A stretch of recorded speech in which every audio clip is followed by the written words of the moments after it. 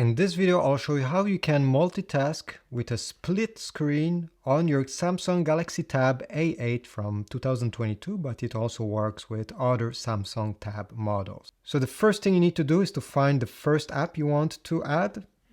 It's very easy. Find it, whatever it is. Let's say I want to use YouTube.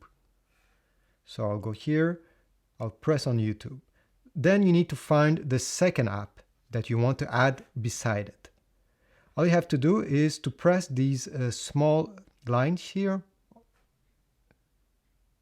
and YouTube will go over here. All you have to do is to press on the icon right on top of the small screenshot here. Press it during a second and you'll have these options. Now select Open in Split Screen View and it will open on one side. Here it's asking you to open the second app. So you'll have to choose. Here are all the icons representing all the apps you have installed on your tablet. Let's say I want to add on this side Google Chrome because I want to browse and watch a video. So I'll press on Google Chrome and here we go. The browser will be open and you can go wherever you want.